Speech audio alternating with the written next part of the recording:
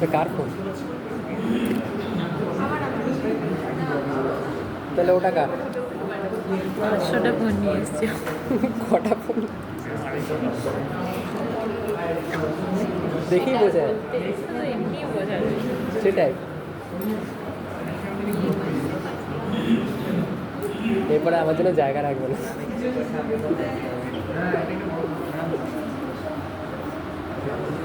এই তুই কবে বাড়ি যাবি? কাল কখন? এই সকালে ভালো একটা ট্রেন আছে 8:30টার সময়। 10টা বাজে, 8:30 ট্রেনটা 1.5 ঘন্টায় পৌঁছে যায়, লোকাল ট্রেন। সত্যি। Let us start. So, whoever has studied, did you understand the borders and surfaces or not? Understood?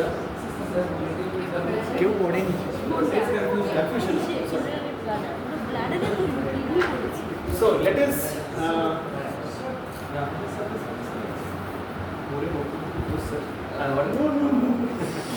Sorry. So let us imagine. So by this manner you can easily understand. So let us imagine the urinary bladder as Titanic ship. Okay? Titanic ship. Would you understand? So how the Titanic ship will be? Of course, leave out the rest of things. The front part of the Titanic ship will be in this manner. Is it not? And the Jack and Rose will be standing over here. Jack and Rose. Right or not?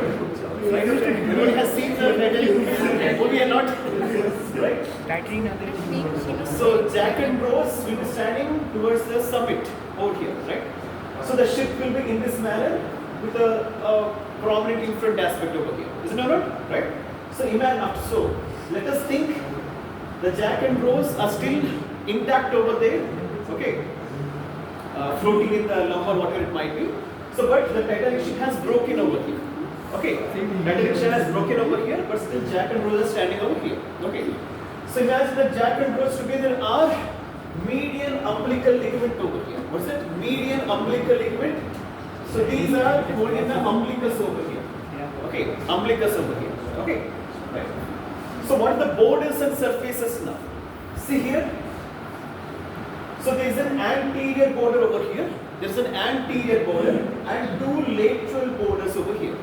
Okay, those two lateral borders will be connected by means of a posterior border. Getting it now? Try to understand this part. Okay. So this part will be in this manner. Okay. This part is the side part of the ship over here. The side aspect of the ship over here. Okay. Those forms the inferior-lateral surfaces. Getting it now? Inferior-lateral surfaces. It will be in this manner. Inferior-lateral surfaces. Getting it now? So this is the apex and this part is the base. If you see the triangle, this is the apex and this part is the base. Is it not? Right. So, let us see the borders once again. These two are the lateral borders on either sides. Would you able to understand? So, these two are the lateral borders in this manner.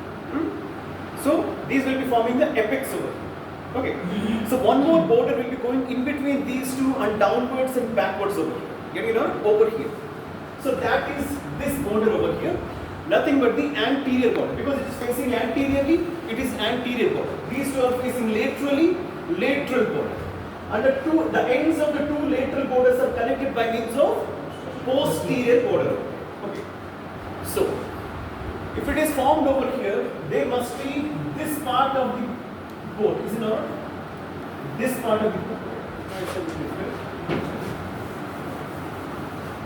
Towards the posterior aspect, it will be in this manner. So if you take this part over here, it will be in this manner. If you see from back side, if you look from here, it will be in this manner. This is the superior surface, the same superior surface over here. Inferior-lateral surface over here. Got it or not? Right?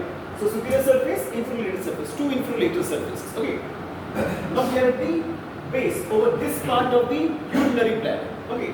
So far we have seen here these two are the lateral borders. Here will be the anterior border over here. Could you understand? Imagine, right? So what about these two borders over here? These two are not the borders towards the base of the triangle over here, but these are the lines or margins of the foldings of the urinary bladder over here, which are called ureteral folds. What is it? Ureteral margins are folds. Imagine. So whenever you're taking over here, there will be an opening called the urethral orifice at the neck of the bladder. We'll be discussing what or what again once again. Okay. So the neck of the bladder will be below, towards the pelvic cavity, towards the pelvis over here, towards the pelvic floor over here. Okay. So this part is the neck. Okay. So if this is the urethral part over here, ureters will be joining over this part over here in this manner. Getting it out? Ureters will be joining all the way from here over here. Getting it out? So this part is the ureter part. Exactly opposite to these will be the urethra over here. Because ureters will be draining the urine into the urinary bladder, everything will be collected over here and will be finally draining into the urethral orifice, further into the urethra over here. Got it or not? So whenever a fold is formed between these two, that is called the uretric fold or margin over here. These are not the borders over here. Got it or not, everybody? Right? So now let us see in the urinary bladder over here. So this is the sagittal section of the pelvic cavity over here, within the true pelvis over here. Stratum is involved, pubis is involved, and here will be the lateral pelvic wall. Okay. So this part will be the false pelvis, and this part is the true pelvis. Here will be the pelvic floor. You know that very well, right? Urogenital diaphragm and all those things. Deep transverse superficial transverse all those muscles will be from the urogenital diaphragm, right? So those ones will be over here. Okay. So this part is the apex of the urinary bladder towards the pubic symphysis, and behind which towards the vagina in case of female, or towards the rectum, ampulla of the rectum in case of males, because uterus will not be present in the males. Okay. So this is the base of the pyramidal shaped or bow shaped urinary bladder over here, and this is the apex over here. Okay. So this base is this part over here. This part over here. Get it now? So base will be in the kind of triangular area over here. Okay, which is called the trigone of the urinary bladder. Trigone of the urinary bladder. Let's see that later. First of all, let us see the surfaces and borders over this region. Okay. So this is a superior surface, just like that. This is the superior surface. And this is the inferior-lateral surface. And this is the lateral border. And this is also lateral border. And this is the anterior border. Okay. So this is the anterior border which is dividing the two inferior-lateral surfaces. Got it or not? This is the lateral border. Sorry, this is the anterior border separating the two inferior-lateral surfaces. And this surface is the superior surface. This is the superior surface over which, in case of females, the uterus will lie. Uterus will not be straight. It will be lying over the urinary bladder. Okay. So far we have seen anterior border, inferior lateral surface on this side and that side, and superior surface. Okay. And now the inferior lateral surface and superior surface are separated by means of a border called lateral border. So the lateral border will be over here. Okay. Or this is the superior surface, this is the inferior lateral surface. This border is the lateral border over here. Could you understand? Okay. So this part is not the border over here, but the uretric fold or margin over here. This is not the border over here. So far we have seen lateral border and anterior border. Two lateral borders and one anterior border over here. And the posterior border will be over here. Exactly, going deeper over here. So if there is a uretric orifice over here, for example, on the other side also there will be uretric orifice. Both will be joined by means of a border called posterior border. So this is the posterior border. Could you understand? Could you understand or not? Right? So this is the posterior border connecting the two uretric orifices within the urinary bladder. Got it or not? Right? On the inner aspect of this posterior border, there will be a fold of mucosa over here, which is called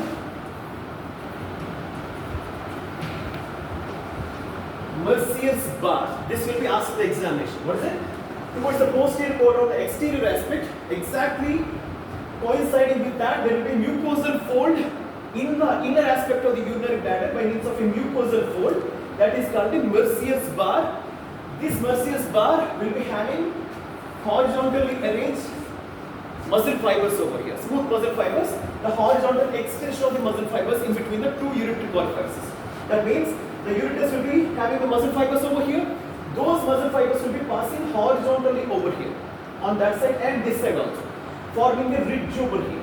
Okay, that ridge is overlapped by the mucosa on the inner aspect.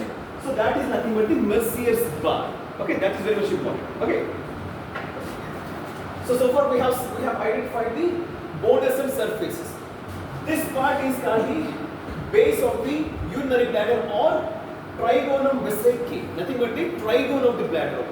So towards the posterior aspect of the urinary bladder is the trigone of the urinary bladder, which is nothing but the base. Got it over? And it is the fixed part over here. If you see over here, this part is fixed. And if you see over here, this is the distended bladder over here. Here this part is also fixed over here. The shape will not change over here. Getting over? Right? So the base of the urinary bladder is fixed. But rest of the walls and surfaces will change based on the the amount of the urine in the urinary bladder over here. Because it will be stretched. But this base will not stretch. The trigonal, what? It will be having transition epithelium. But it will not be extended because the mucosa will be attached deep to the muscle over here and the Waldeus fascia over here. Muscle of Bell and muscle of Waldeus fascia. Could you able to remember or not? Waldeus fascia and muscle of Bell. Could you able to remember? Deep to the trigone, there will be Waldeus fascia. First of all, there will be mucosa made up of transition epithelium. Deep to that will be muscular layer instead of submucosa. Submucosa will not be present within the trigone, so that's why the muscle fibers, nothing but the muscle of Bell will be straight away attached to the mucosa over here. That makes it inelastic. You can say that because it's attached to the muscle fibers, it is becoming inelastic over here. Okay, and then further followed by Waldeus fascia, further serosa will be there over here. Okay, not serosa, adventitia will be there. Okay. So that's why because of there is lack of submucosa, the mucous membrane will not be expanding over here because everything everywhere over here within the trigone it contains only the muscle fibers and the fascia instead of submucosa over here. If there is a submucosa, there will be connective tissue. That connective tissue make it a little bit expansible over here. Right or not? Right? So this part will not expand. That you are supposed to do. Even whenever the bladder is distended beyond its limit, this part will be the same. This part is fixed part and rest of the area will be expandable over here. Understanding or not? Right? This is very much important. Okay. So everybody understood the borders and surfaces? This will be absolutely confusing. Everybody understood the borders and surfaces? I will be showing you again in the viscera, but still. You understood the borders and surfaces, right? So what are the surfaces? Superior surface, inferior surfaces, and then? Posterior. Trigone. Trigone, basically, it's the base. And then here is the base and here is the apex. Okay, apex is connected to the umbilicus by means of median umbilical ligament. Okay. And what are the borders? What are the borders? Anterior border, posterior border, lateral border, posterior border will be in between. Two urinary orifices, exactly. And lateral borders will be in between. Apex and ureteric orifice, exactly. Ureteric orifice. And what are these folds over here or margins over here? Ureteric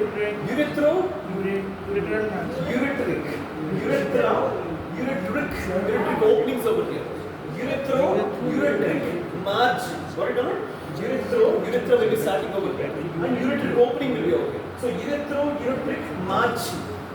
These are not borders. Got it or not? Right? Those are not borders. Those are just margins. There is a turn of the wall of the urinary bladder occurs over here. That doesn't mean that it's a border. Got it or not? So in case of children or infants, the urinary bladder is abdominopelvic. Why it is abdominopelvic? In case of infants or less than 1 year of age, the urinary bladder will be abdominopelvic. Why abdominopelvic? Exactly. In case of children, if you have seen, the pelvic cavity will be smaller compared to the abdominal cavity. Pelvic cavity will be later on, it will down. Getting it on? So that's why the urinary bladder will be present within the abdominal part over here. Getting it on? Within the abdominal part. So if there is any injury from the anterior abdominal wall, straight away it will hit the urinary bladder in case of infants, not in the adults over here. Until unless it is dilate, distended over here. Okay. In empty bladder, in case of infants, if any hit occurs from the anterior abdominal wall, straight away it will be injuring the urinary bladder in case of infants because it is abdominopelvic. The urinary bladder will be present in the abdomen in case of infants over here. But in case of adults, slowly it will be merged downwards over here. Descent downwards. So the urinary bladder will not be injured in anterior abdominal wall injury over here, in case of adults. Got it or not? So apex base over here, and this area wherever the urethra is starting over here, that area is termed as the neck of the urinary bladder. So apex, base and neck is over here. This part is the neck of the urinary bladder where the urethra will start. Okay, and how the urethra will go? The urethra will go, in case of males, it will go in this manner into the penis over here. Right? For example, there is a penis over here, for example.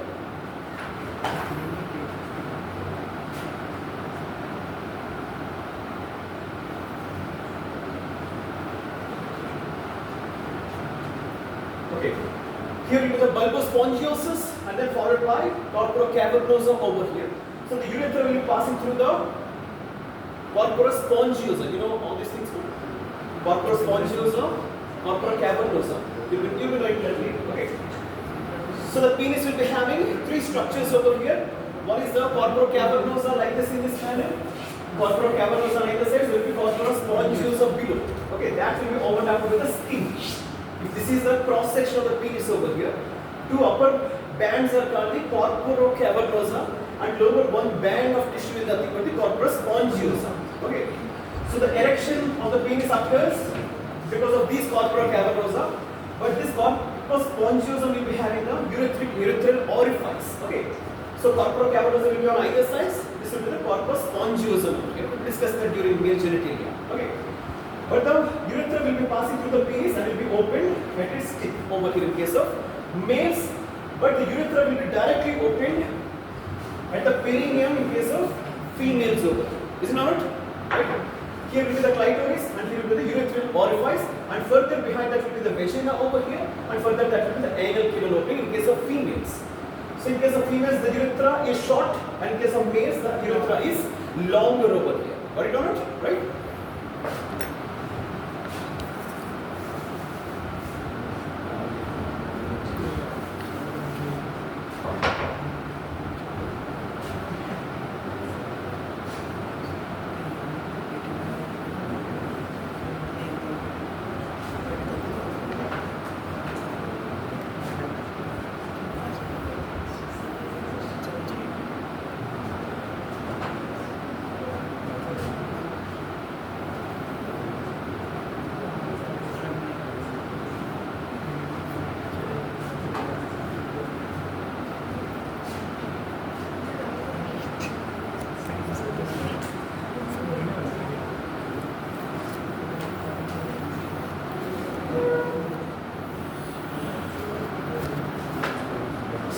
Let us move on to the distal shoulder bladder. Okay. For example, okay, these things are important. Okay. So, for example, Jack is trying to propose for the marriage to Rose. Okay. So both were drinking cool drinks before the proposal over here. Okay. So whenever they drink the cool drink over here, but they are drinking half liter of the cool drink each and every. Okay. So Jack and Rose, those are drinking some half liter of cool drink over here. Okay, well done. Okay. So initially, the bladder filling will be felt at what level? The bladder filling is happening. What? 220 ml. Okay. No. The feeling of bladder filling occurs. 150 first feeling then first literacy is horizon. Okay. Filling, the bladder has been filling. Okay, the bladder has been filling. You will feel the sensation at around, okay, it might vary in different books. At about 50 ml, you will feel the sensation. That means your bladder is slowly filling. You will feel that. Okay. And then whenever it is reaching to 150 to 250 ml, you thought of micturition. Okay, you thought of the evacuation of the urinary bladder by means of micturition. Okay.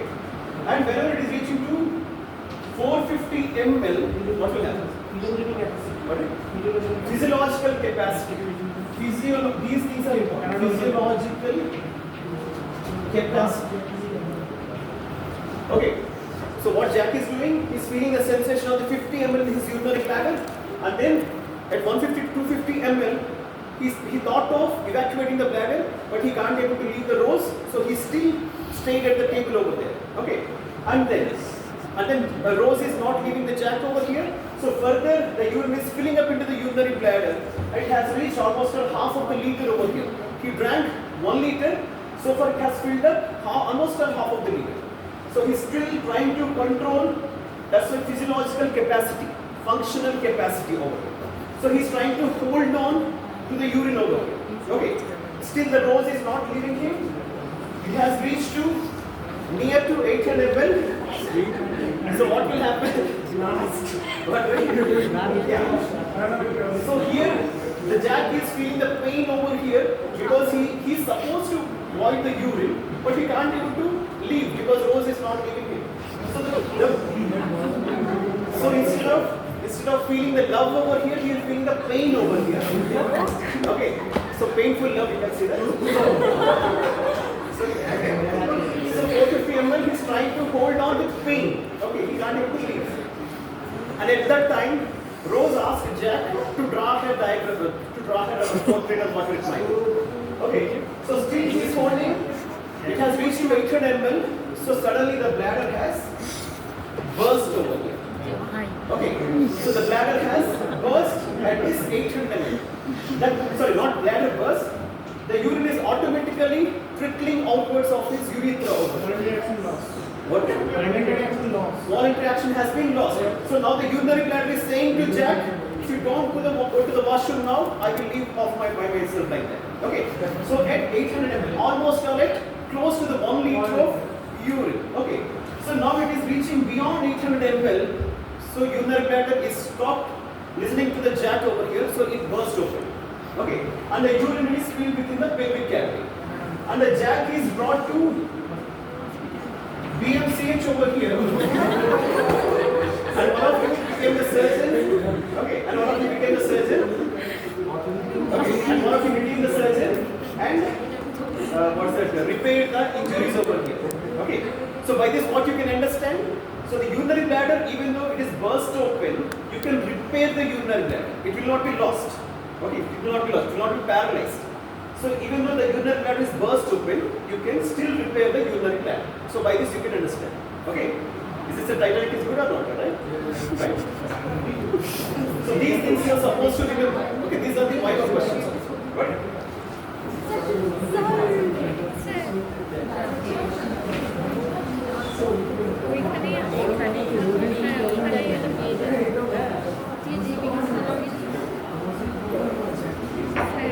So let us see the rest of the things over here. So, if you see properly over here in the anatomical positions of the viscera over here, all the way from anterior to posterior direction, this is the pubic symphysis over here. Behind it, urinary bladder is present. In between the pubic symphysis and the bladder, there is a space over here. Exactly, which is filled with the fat and plexus of veins over here. So this is filled with the fat and plexus of veins over here. This space is termed as space of Ritzius. Space of Ritzius. Space of Ritzius is a short note. Try to remember. Okay, Ritzius. Space of Ritzius.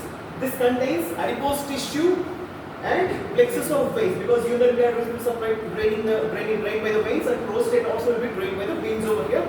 Those veins will be situated within this fat over here. Okay, space of Ritzius main contains a fat and the plexus of veins which belongs to the bladder and the prostate also. Okay, right. So why this space of Ritzius is present? So whenever the urinary bladder is distending over here, this acts like a bursa over here, letting it to expand over here. Okay, and one more use over here, the surgeons will approach the urinary bladder through this Ritzius space. Okay, if they are supposed to remove any prostate or any other venous plexus, whatever it might, they have to remove, they can approach the bladder through this space of Ritzius. Two uses of space of Ritzius. One is the expansion of the urinary bladder will be allowed because of the presence of the fat over here. And one more surgical approach towards the urinary bladder can be done through the space of Ritzius over here. Got it? Okay. Behind the space of Ritzius is the urinary bladder, and behind the urinary bladder is the vagina and extravaginal or supravaginal part of the cervix over here. Okay. So just behind the tribunum vesica or base of the urinary bladder, there will be vagina below, and above that will be the supravaginal part. So the cervix will be, for example, this is the uterus, this is the vagina, this part is the cervix. My tips of the fingers are the cervix. Those will be entering into the vagina and lodges over here in this manner. Getting it or not? The cervix, for example, my distal phalanges are the cervix part of the uterus over here. That will be embedded within the wall of the vagina over here. Getting it or not? It will be in this manner. So this part is the supravaginal part of the cervix, and this part is the intravaginal part of the cervix. Got it? Right? And this is the supravaginal part of the cervix. Here is the intravaginal part of the cervix. We will discuss later. And even behind that there will be perineal body. Above that will be fascia of Denon-Villiers over here. Fascia of Denon-Villiers, which is dark matter. Okay, that will be discussed later. Okay, fascia of Denon-Villiers. Even behind that will be this dilated portion of the rectum is termed as the ampulla of the rectum. So, pubic symphysis is space of Ritzius, urinary bladder, vagina, and the cervix over here, and the fascia of Denon-Villiers, and then followed by the ampulla of the rectum, and further behind it is the sacrum and coccyx over here. Got it? So, this is the alignment of the structures within the pelvic cavity in sagittal section. So, now we are supposed to understand the peritoneum relations over here. See here, this is the peritoneum of the anterior abdominal wall. Is it not? And this medial umbilical ligament, medial umbilical ligament will be enclosed in a fold of the peritoneum over here. What is that fold? Median umbilical fold, which is the fold of the peritoneum over here. Is it not? Median umbilical fold, medial umbilical folds, lateral umbilical folds. Among that, the median umbilical ligament will be enclosed by means of a peritoneal fold over here. That is nothing but median umbilical fold of the peritoneum. Okay. So this green color is the peritoneum of the anterior abdominal wall, which is forming a fold over here and goes back over the superior surface of the urinary bladder over here, not towards the inferolateral surfaces. Try to remember this properly. Based on this only you can understand. Okay. So this is the peritoneum going over the superior surface of the urinary bladder over here, and further goes backwards, but whenever it reaches the uterus, it will reflect upwards over the uterus over here. Getting it or not? So the entire anterior surface of the body of the uterus is not covered by the peritoneum, but the upper portion and the posterior portion of the uterus will be covered by the peritoneum. We will be discussing that later. Okay. And then further goes back, attached to this fascia over here, further goes back and reflects over the rectum over there. Rectum is not completely covered by the peritoneum over here. Right? Little bit lateral aspect, little bit anterior aspect will be covered by the rectum covered by the peritoneum over here. Getting it over? And now it is continuous with the posterior abdominal wall over here. This is the peritoneum of the posterior abdominal wall. Getting it over? Right? So now, because this is the peritoneum over here, below the peritoneum all these organs are situated. That's why these organs are called subperitoneal organs over here. Okay, these organs are called the subperitoneal organs over here. Okay. Okay. So if you see properly, whenever the bladder is getting distended in this manner, the shape of the bladder will be changed. Now the surfaces also will change over here. Now what are the surfaces? See properly over here. So initially there is a anterior bordering lateral surfaces. Now there will be which surfaces will be present? Posterior superior surface and antero-inferior surface will be present over here because of the distension. Getting it out? Initially there will be inferior surface and superior surface. Now it has expanded like a balloon over here, and now it becomes posterior superior surface and antero-inferior surface over here, and two lateral surfaces over on either sides over here. Getting it out? Entirely it will change. So both antero-inferior surface and posterior superior surface, and two lateral surfaces on either sides over here. And this part is the apex initially, this part is the apex over here, and now this part becomes the summit of the urinary bladder. This part becomes the summit of the urinary bladder. So behind the apex is the summit of the urinary bladder. Getting it or not? So whenever it is expanding over here, it is retracting the peritoneum all the way from here till here. Try to understand. So it is going beneath the peritoneum and the anterior abdominal wall over here. Getting it or not? This is the peritoneum of the anterior abdominal wall, and this is the anterior abdominal wall. Now the urinary bladder is expanding in between these two. For example, this is the anterior abdominal wall. This is the anterior abdominal wall over here. If the urinary bladder is expanding because of the collection of the urine, it will be expanding in between the parietal peritoneum of the anterior abdominal wall and the anterior abdominal wall over here. So the urinary bladder will be expanding till the umbilicus in between the parietal peritoneum and the anterior abdominal wall. Understood or not? Right? Understood or not? So this is what is that one. Again, this is the anterior abdominal wall over here. So this is the parietal peritoneum over here, and this expansion is in between parietal peritoneum and the anterior abdominal wall. This expansion will reach till the umbilicus over here, in greater expansions over here. Getting it or not? So it will be expanding between the peritoneum and the anterior abdominal wall. Got it?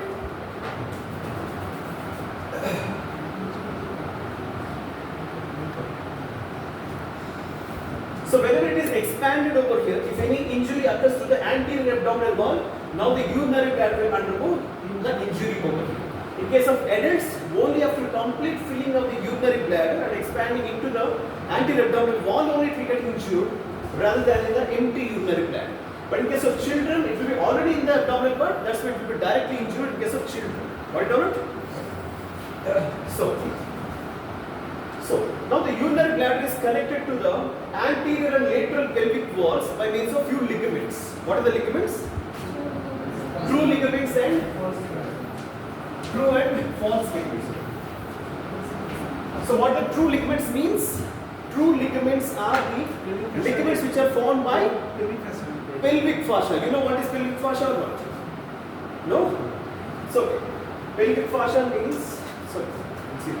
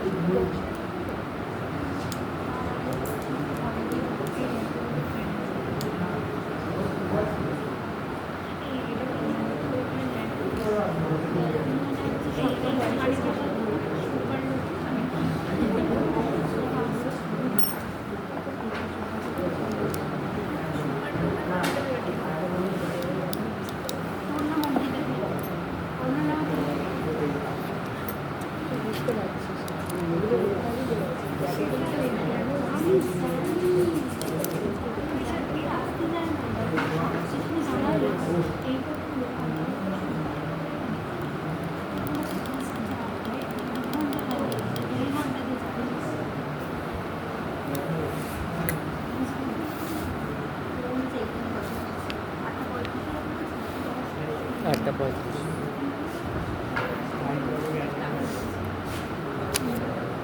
ট্রেনটা টাইমে চলে আসছে, ট্রেনটা টাইমে ঢুকে যায় মোটামুটি। ওটা অফিস যাত্রীদের ট্রেন তো ওটা দেরি করে না।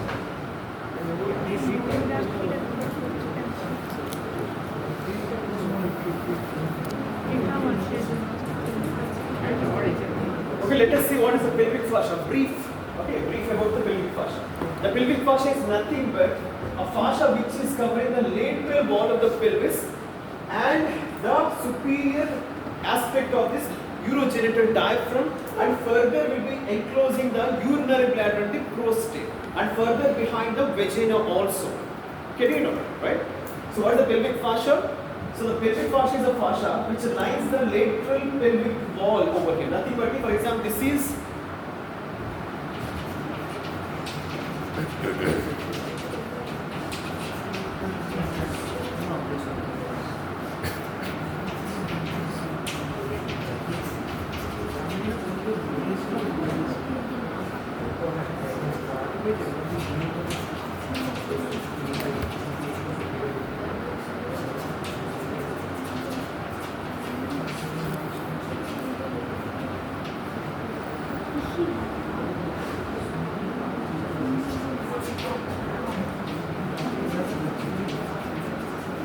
Okay,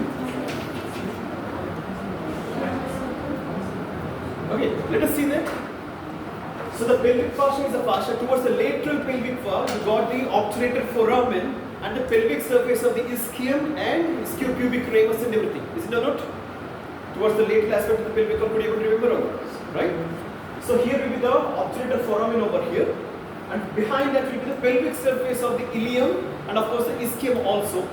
And then further forward will be the rami, two rami, above and below rami, right? So in between the rami and the pelvic surface and everything, there will be obturator foramen. Towards the internal aspect of the obturator foramen, there is a muscle called obturator internus. On the outer aspect of the obturator foramen is obturator externus. Okay. So now we are at the lateral wall of the pelvis over here, isn't it? On either side there is obturator foramen, which is covered by the obturator membrane, right? So this is the obturator internus, this is the obturator internus. Okay. This will be covered by the fascia over here that goes over the upper aspect of the urogenital diaphragm over here and further goes. Initially it is covered the obturator internus over here, went towards the superior fascia of the urogenital diaphragm, and that continues over the prostate above, because above the urogenital diaphragm is a prostate. Urinary bladder and prostate will be just above the urogenital diaphragm. Even the uterus will be above the urogenital diaphragm. Got it? So this fascia will be going downwards and goes horizontally and covers the prostate and urinary bladder as I call on either sides in this manner. Getting it over? So the viscera which are present in the pelvic region over here will be covered by the fascia in the middle, and that will be extending downwards and towards the lateral pelvic wall in this manner. Getting it over?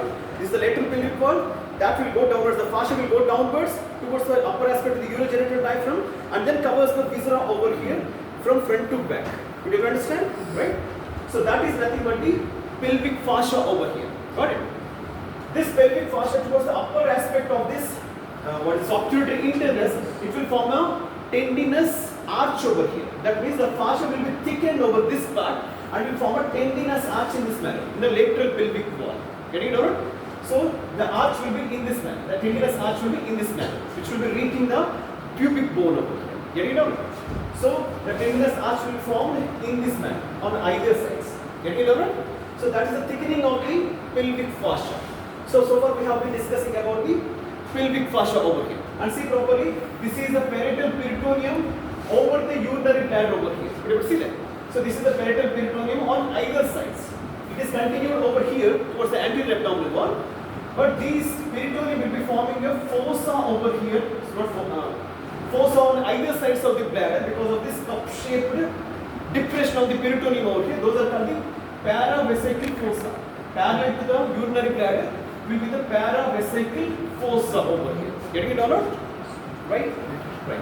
So whatever you are seeing over here on either sides of the urinary bladder is the space of Ritzius. The space of Ritzius will be in this manner, like a horseshoe shape over here. Okay. So for example, think about my thumb. So one half of the space of Ritzius will be extending over here in this manner. Getting it over? So the space of Ritzius will be expanding till this part over here. Getting it over? And on the other side also, it will be expanding till the vagina over here. It should be reaching the rectum over here. Getting it over? It's a horseshoe shape in this manner. So the space of it, for example, this is the urinary bladder, this is the rectum on the posterior aspect. Now we are seeing the cross section of the pelvic cavity over here. So space of Ritzius will be expanding till this part, till the rectum. On either sides of the rectum it will expand. Okay, it will be in this manner. The space of Ritzius will be in this manner. This entire thing is the space of Ritzius. Getting it out? So in front of the urinary bladder, on either sides of the urinary bladder, reaching almost towards the rectum is the horseshoe-shaped space of Ritzius, which is filled with the fat and veins over here. Veins belongs to the urinary bladder and further downwards by the prostate. Got it? So this is the space of Ritzius. So this part is the space of Ritzius over here. Getting it out? And what about this space over here? Which is called the ischiorectal fossa. You will be learning it later during the lecture class. Okay, leave about that. So this is the space of Ritzius over here. Okay. And where was we are discussing about the ligaments over here. Okay. Ligaments. Okay. See here, the urinary bladder is connected to the anterior pelvic wall and lateral pelvic walls by means of few true ligaments and false ligaments. True ligaments are made up of this pelvic fascia. Whenever this pelvic fascia is condensed That means whenever it becomes coils together, all the fibers coils together, that will form a band over here. Getting it? Just like the ligament of Treitz. You remember the ligament of Treitz? What is the ligament of Treitz?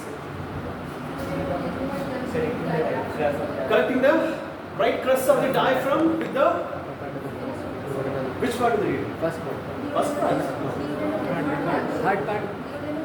Do you know the jejunal flexion exactly? Very good. Do you know jejunal flexion passing behind which part of the pancreas? Passing behind which part of the pancreas? No. Behind the body fascia of told. The same fascia of told in the renal fascia also. Behind head of the pancreas, exactly. Behind the head of the pancreas is the what is it? Ligament of Treitz. Behind the body will be fascia of told. Got it? Okay, so fine. So this pelvic fascia will be condensed in this manner.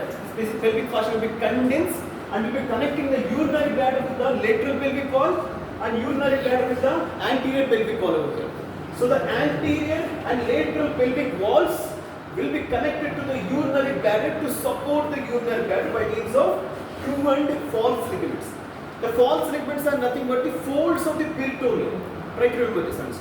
True ligaments are condensation of the pelvic fascia over here, but false ligaments, for example, there is a fold over here, which is made up of peritoneum over here. That is nothing but the false ligament, but this condensation of the pelvic fascia is a true ligament. Remember, false ligaments are made up of peritoneum, true ligaments are made up of pelvic fascia over here. Sometimes few smooth muscle fibers may be present in these true ligaments over here, but in case of peritoneal folds, it is purely made up of peritoneum over here. Got it or not? So, these ligaments are to support the urinary bladder from all the sides of the pelvic cavity, pelvic wall over here. Got it? So, what are the true ligaments over here? What are the true ligaments? True? What is it? Sir, one is development. Median umbilical ligament and then followed by two median umbilical ligaments and then two lateral umbilical ligaments and then followed by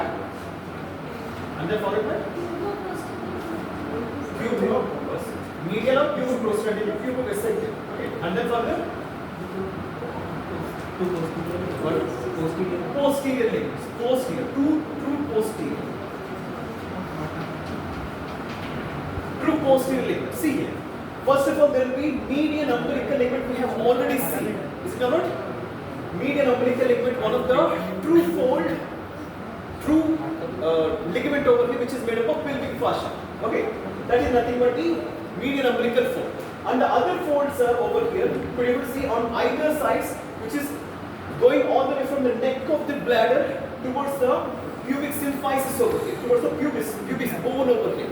Those are the pubovesical ligaments over here. Pubovesical or puboprostatic ligaments. In case of males, these ligaments are called puboprostatic ligaments. Okay, because prostate gland is very much close over here.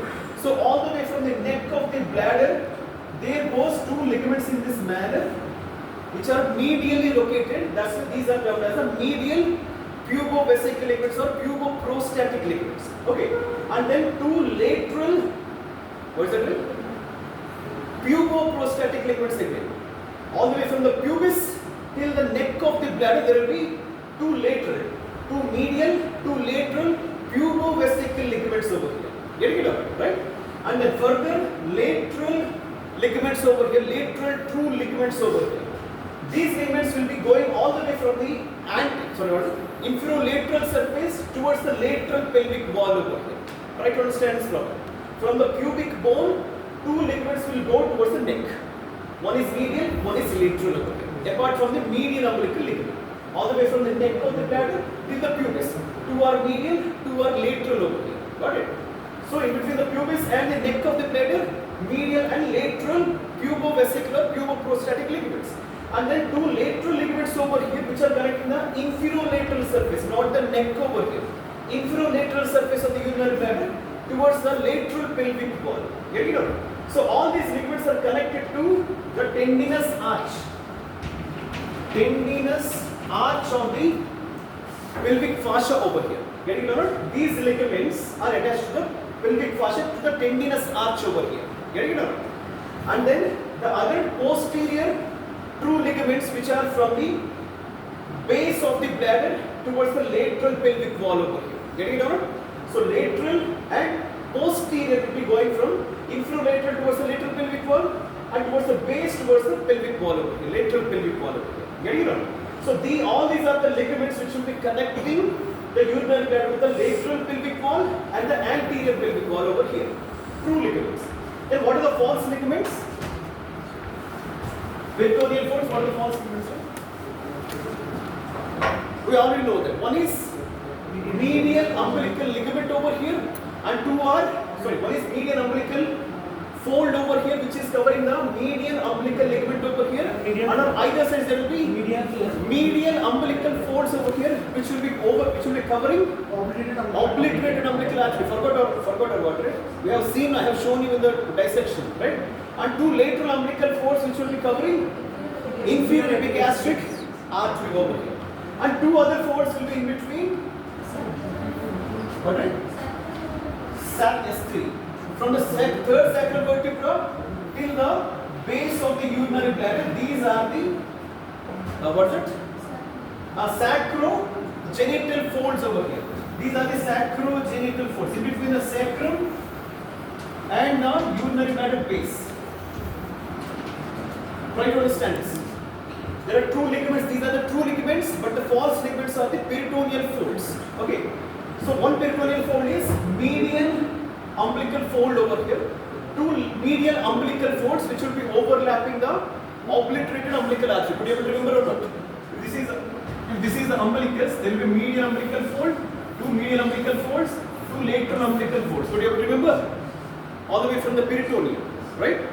So these are those folds. This is the median umbilical fold, two medial umbilical folds which will be overlapping the obliterated umbilical artery, and further laterally by means of inferior epigastric artery, which are nothing but the lateral umbilical folds over here. Lateral peritoneal folds, not umbilical, peritoneal folds over here. Okay. And the other folds are in between the base and the, third part of the sacrum, third vertebra of the sacrum over here. Those folds are called the sacrogenital folds. Okay. And two other folds in between the urinary bladder and the lateral pelvic wall, those are what, right?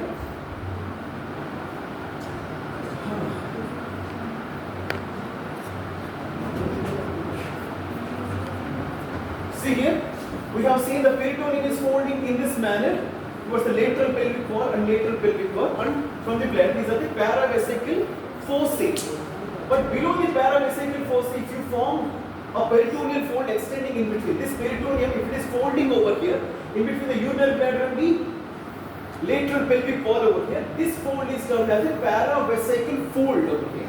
This is one more peritoneal fold, nothing but the false ligament over here. Got it over here? Right? So this is a paravesical fossa, but whenever it is folding over here, connecting the urinary bladder with the lateral pelvic wall, that is called the paravesical fold. Paravesical fossa above, paravesical fold below over here. Got it down? So these are the true ligaments and those are the false ligaments. Peritoneal folds are the false ligaments over here. Got it?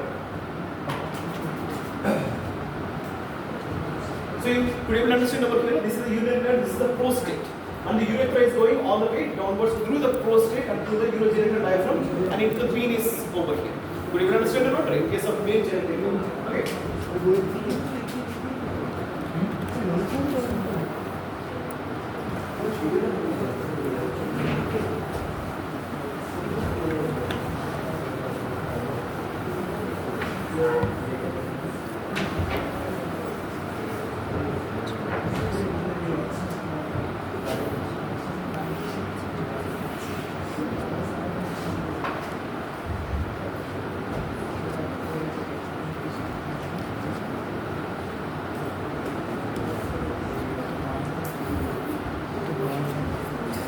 Here now we are at the trigonum vesicae. Okay, trigone of the bladder, which forms the which part of the bladder? Base. Okay, so this is a fold that is nothing but this fold, the mucosal fold over here because of entry of the muscle fibers horizontally over here. That is nothing but Got it? A mucosal fold, which should be extending in between the two ureteral openings on the inner aspect of the urinary bladder because of the muscle fibers going horizontally. What are those? Mercius bar. This is very much important. Mercius. Let's go. Hold that. Okay. Because why I'm stressing this much, it will be asked in the examination. Okay. Mercius bar will be asked in the examination. Okay. And this obliquity of the ureteric openings over here. See properly, the ureteric openings will be obliquely directed. So this ureteric openings will be obliquely directed because the posterior wall will be attached to the Bell's muscle and the Baldayer's fascia within the trigonum over here. Try to understand this properly. Okay. So if the ureter is going over here in this manner into the trigonum, it will be attached to the posterior wall. That means the posterior aspect of the ureteric opening or ureter, which is entering, which is nothing but the intravesical part of the ureter. The posterior wall of this ureter will be attached to the Baldayer's fascia and Bell's muscle of the trigonal vesica over here. So posterior wall will be fixed, but the anterior wall of the ureter will be free. Could you understand? So this is the opening. This is the ureter, intravesical part of the ureter. This part will be fixed by attaching to the trigonal vesica wall over here. But this anterior wall will be free. So this will be expanding or retracting backwards over here in this manner. But the posterior wall will not change. Getting it? So because of this attachment, the opening of the ureter will be obliquely directed. Why do we need obliquely directed ureteric openings? Exactly. Whenever the bladder is distended, these will be closed. Like a flap valve. You know, in that, what's that? Inguinal canal. Exactly. Inguinal canal. So anterior and posterior abdominal walls will be attached with each other, forming the flap valve mechanism, so that hernia will not occur. In the same manner, the posterior wall of the ureter is fixed, but the anterior wall will be attached with the posterior wall because of the flap valve action over here. So the urine from the urinary bladder will not be refluxed back into the ureter over here. If it reflects back, what will happen? Hydronephrosis, exactly. Okay. So that's why this obliquity of the ureter is needed over here. Getting it or not? And whenever the ureters are going within the wall of the urinary bladder, the mucosa will be elevated in this manner. Could you understand? Whenever the ureters, for example, this is the ureter entering into the wall of the urinary bladder. The posterior wall is fixed, but the anterior wall, the mucosa over here will be projected forward, forming a fold of mucosa over here. Could you understand? Normally the mucosa is in this manner. Because of the entry of the ureter, it will be bulged in this manner. The mucosa on the inner aspect. Based on this, you can identify the ureteric openings. Okay, why these mucosal folds are needed? For example, the mucosa is flat over here, but wherever the ureter is entering within the wall of the urinary bladder, the mucosa will be elevated in this manner. On either side, the mucosa will be elevated. Okay, why this elevation we are supposed to know? For example, if we want to do a retrograde pyelogram, okay, that means we are inserting a catheter into the urinary bladder, and further we are inserting the catheter into the ureters over here. To guide that ureter, we should know these mucosal folds over here, and of course the Mercius bar also. So, if urinary bladder, if you go through the urethral orifice, you can't identify because for urethral orifice, for the catheter over here, everything will be the same. Getting it out? So you can't differentiate the trigonum or the other areas. Okay. So if you get the Mercius bar, and if you get the mucosal folds where the ureteric openings are present, you can easily approach the ureters. Getting it out? So if you want to catheterize the ureters over here, you are supposed to know the Mercius bar over here and the mucosal folds overlapping the anterior wall of the ureteric openings over here. Got it or not? That's the use of knowing the mucosal folds over here, and over here also. Nothing but the Mercius bar over here. Got it? Right.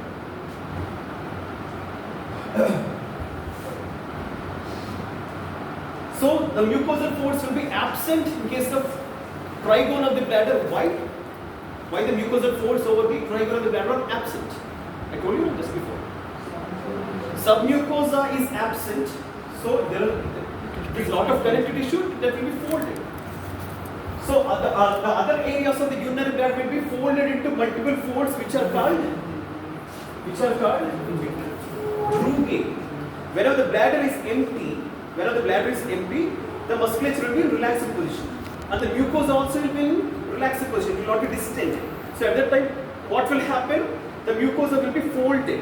To accommodate the entire mucosa, the mucosa will be folded. Is it not right?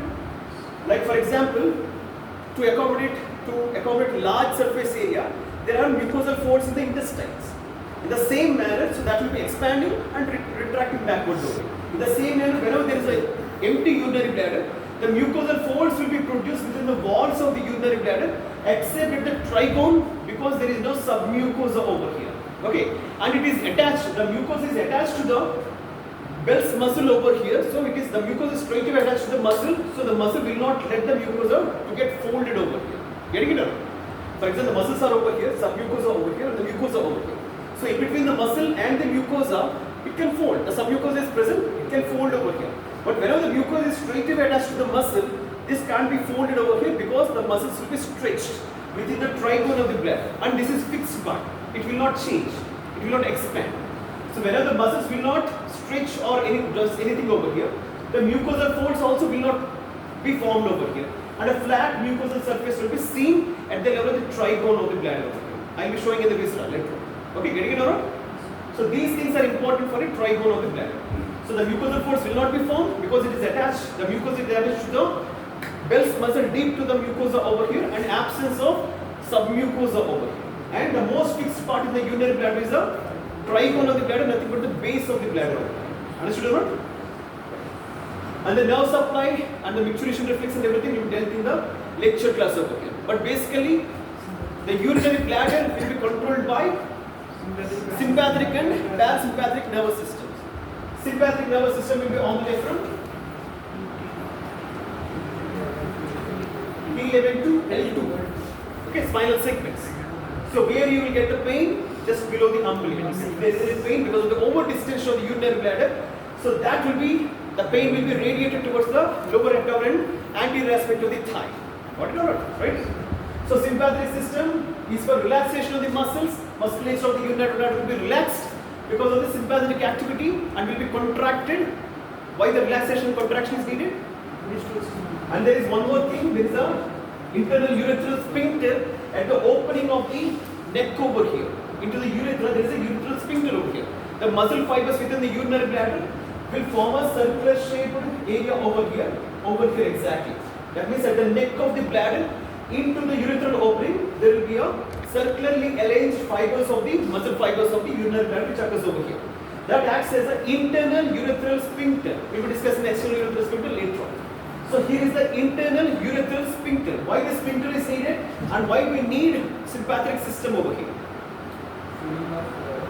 Filling of the bladder will be done because of the absence of the contraction. Absolutely. Whenever the muscles of the urinary bladder is relaxed, so obviously the urine will be easily collected. Is it not? Whenever the heart is contracting, it can't collect the blood.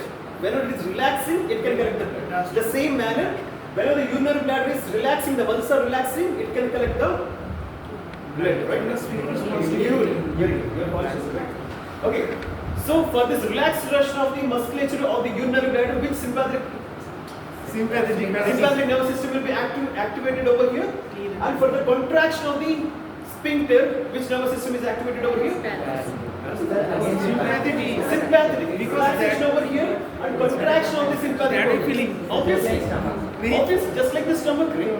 Whenever it is filling, if it is opened over here, so what is the need of expansion of the urinary bladder over here? So it will be directly drained into the urethra. Continuously, the jack will be draining the urine continuously throughout his life. Isn't that right? Isn't it not right? So if it is not expanding without the sphincter control over here, so the urine, whatever it is collected over here, it will be directly drained into this over here. It comes out over here. So to prevent that, there will be sphincter over here. So the sphincter must be closed and urinary bladder must be distended because of the relaxation of the muscles by means of sympathetic activity, just like the stomach. Okay, and exactly opposite that will be the parasympathetic activity. So the sphincter will be opened over here and the bladder musculature will be contracted over here, pushing out the urine because of the pressure. Exactly. So the pressure will be acted upon the urine, so the urine will be evacuated outside wherever the sphincter is opened over here. So the sphincter opening and the musculature of the urinary bladder will be contracting by means of parasympathetic activity. Exactly. Okay. The thing over here, what you are supposed to understand is the distension of the bladder and all the other sensations of the bladder apart from the pain will be carried by parasympathetic nervous system. Okay. So the thing, what you are supposed to understand is parasympathetic nervous system will be carrying the sensations above and below the abdominal cavity. In the middle, it will be carried by sympathetic nervous system, just as a whole. Okay. Above the abdomen, the thoracic part and everything will be carried by both sympathetic and parasympathetic. But again, below the abdomen, it will be carried by both sympathetic and parasympathetic. But within the abdomen, it will be carried mainly by the sympathetic nervous system, apart from nausea and stomach. We have discussed the parasympathetic nervous system will be carrying. Find it out. Okay, find it out. Hunger, exactly. Hunger will be, that sensation of the hunger will be carried by parasympathetic nervous system. Got it or not? Right. So both the sympathetic and parasympathetic nervous system will be carrying different sensations. But activities will be different. Getting it out? In case of intestines, how the sympathetic and parasympathetic nervous systems will be acting? In case of intestine, small intestine or large intestine. It will be acting simultaneously or alternately? Simultaneously. Okay. So at the same time it will contract and relax. No, it depends on the need. So for example, if the food is going over in the small intestine, jejunum or ileum for example, it will be propelled further. So this area, this segment of the intestine must be contracted, so the food will be propelled further. So there is no relaxation over here. And at this, the same segment, if it has to be relaxed, again the sympathetic nervous system will be acting over here. So parasympathetic, it will squeeze the food so that it will be propelled further at this particular segment, followed by sympathetic nervous system, it will relax. Again, so it will be alternate at the particular segment. It's not simultaneous. So it depends on the need of the sympathetic and parasympathetic nervous systems, it will act. And intestines doesn't have any sphincter to act simultaneously. Is it or not? Intestines doesn't have any sphincter to act simultaneously. But stomach has the sphincter, so it has to act simultaneously. Urinary bladder also has a sphincter and the wall of the bladder over here. So that must be acting simultaneously. And depends on the need, that one will be dominating the other. Getting it? Right? And the blood supply of the urinary bladder, very easy. Blood supply of the urinary bladder. Whatever the structures which are present around it and which are supplied by those vessels will be supplying the urinary bladder. Superior and inferior vesical arteries are the branches of internal anterior division of the internal iliac artery. And the uterine artery and the vaginal artery, also branches of internal iliac artery, will be supplying the urinary bladder over here. Getting it? So the structures around the urinary bladder, nothing but the vagina and the uterus, the vessels which are supplying the uterus and the vagina, and of course basically the superior and inferior vesical arteries all the way from the anterior division of the internal iliac artery will be supplying the urinary bladder. Okay, to simply say that superior and inferior vesical arteries and the vaginal and uterine arteries will be supplying uterine arteries. Okay, ovarian artery is a branch of abdominal aorta directly, nothing but the gonadal artery. Okay, right. Okay, so that will be supplied. But in case of females, the inferior vesical artery is replaced by the vaginal artery. This is very much important. This will be asked in the examination. So the inferior vesical artery will be replaced by the vaginal artery in case of females, because males doesn't have any vagina. Is it alright? So the vaginal artery will be replacing the inferior vesical artery in case of females. Okay, this point is important. Okay.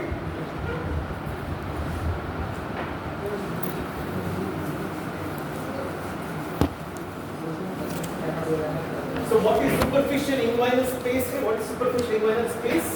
Into which the urine will be leaked. Superficial inguinal space, we have discussed already in the beginning. Superficial inguinal space, where it is present and why the urine enters over there. What? Exactly, in between fascia.